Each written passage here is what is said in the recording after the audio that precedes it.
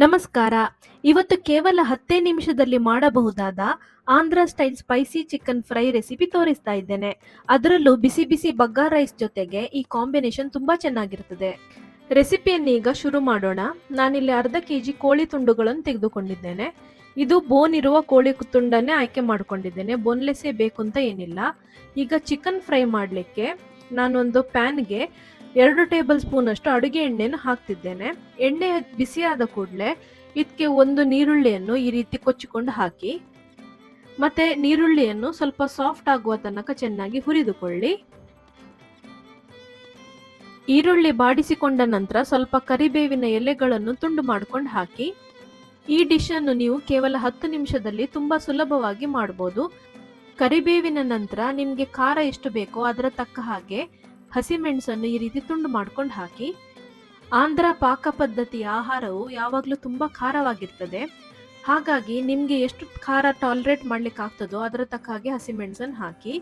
ಈ ಹಸಿಮೆಣಸು ಹುರಿದ ನಂತರ 1 ಚಮಚ ಜಿಂಜರ್ ಗಾರ್ಲಿಕ್ ಪೇಸ್ಟನ್ನು ಹಾಕಿ ಇದರ ಹಸಿ ವಾಸನೆ ಹೋಗುವ ತನಕ ಸ್ವಲ್ಪ ನೀವು ಫ್ರೈ ಮಾಡ್ಕೊಳ್ಳಿ. ಇದಕ್ಕೆ ಈಗ ಚೆನ್ನಾಗಿ ತೊಳೆದಿಟ್ಟ ಕೋಳಿಯ ತುಂಡುಗಳನ್ನು ಹಾಕ್ತಿದ್ದೇನೆ.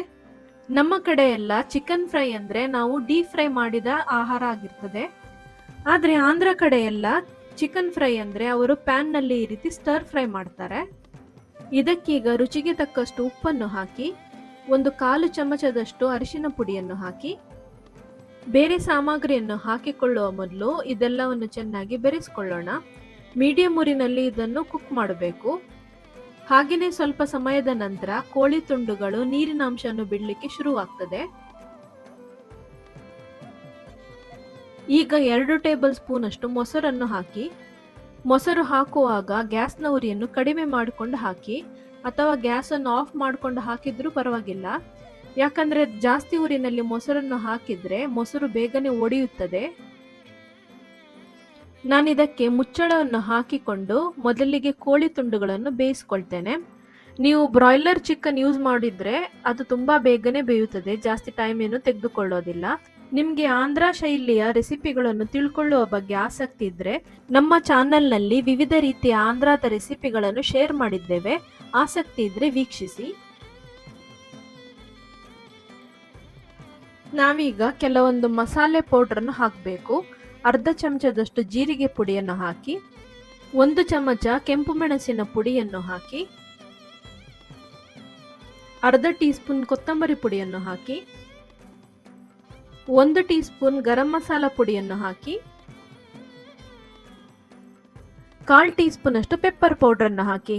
ನೀವಿಲ್ಲಿ ನೋಡ್ಬೋದು, ನಾವು ಹಸಿಮೆಣಸು ಯೂಸ್ ಮಾಡಿದ್ದೇವೆ, ಕೆಂಪು ಮೆಣಸಿನ ಪುಡಿಯನ್ನು ಹಾಕಿದ್ದೇವೆ, ಮತ್ತೆ ಪೆಪ್ಪರ್ ಪೌಡರ್ ಅನ್ನು ಹಾಕಿದ್ದೇವೆ. ಸೊ ಇದೆಲ್ಲವೂ ತುಂಬಾನೇ ಖಾರ ಕೊಡ್ತದೆ. ಇದು ಮಿಕ್ಸ್ ಮಾಡುತ್ತಿದ್ದ ಹಾಗೇನೆ ಇದರ ಕ್ರಮೇಣ ಕಲರ್ ಕೂಡ ಚೇಂಜ್ ಆಗ್ತಾ ಬಂತು. ನಾವು ತುಂಬಾ ವೆರೈಟಿಯ ಖಾರದ ಸಾಮಗ್ರಿಗಳನ್ನು ಹಾಕಿರೋದ್ರಿಂದ ಬ್ಯಾಲೆನ್ಸ್ ಮಾಡಲಿಕ್ಕೆ 1 ಟೀ ಸ್ಪೂನ್ ಅಷ್ಟು ತುಪ್ಪವನ್ನು ಹಾಕಿ. ತುಪ್ಪ ಹಾಕೋದ್ರಿಂದ ಒಳ್ಳೆ ಘಮ ಕೂಡ ಬರ್ತದೆ, ಮತ್ತೆ ಇದು ಕೂಲಿಂಗ್ ಸಬ್ಸ್ಟೆನ್ಸ್ ಕೂಡ. ಆಂಧ್ರ ಸ್ಟೈಲ್ನ ಚಿಕನ್ ಫ್ರೈ ರೆಡಿ ಆಗಲಿಕ್ಕೆ ಬಂತು. ಕೊನೆಯದಾಗಿ ಇದಕ್ಕೆ ಕೊತ್ತಂಬರಿ ಸೊಪ್ಪನ್ನು ಹೆಚ್ಚಿಕೊಂಡು ಹಾಕಿ. ಇದನ್ನು ಸರ್ವ್ ಮಾಡುವಾಗ ಸ್ವಲ್ಪ ರೋಸ್ಟ್ ಮಾಡಿದ ಕರಿಬೇವಿನ ಎಲೆಗಳು, ಗುಂಟೂರು ಒಣಮೆಣಸು ಮತ್ತೆ ಸ್ವಲ್ಪ ಗೋಡಂಬಿಯ ತುಂಡುಗಳನ್ನು ಹಾಕಿ.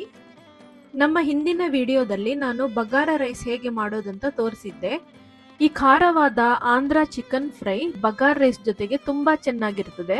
ಈ ವಿಡಿಯೋ ಇಷ್ಟವಾದ್ರೆ ಲೈಕ್ ಮಾಡಿ, ಶೇರ್ ಮಾಡಿ ಮತ್ತು ಹೆಚ್ಚಿನ ರೆಸಿಪಿಗಳಿಗಾಗಿ ನಮ್ಮ ಚಾನೆಲ್ ಅನ್ನು ಸಬ್ಸ್ಕ್ರೈಬ್ ಮಾಡಿ.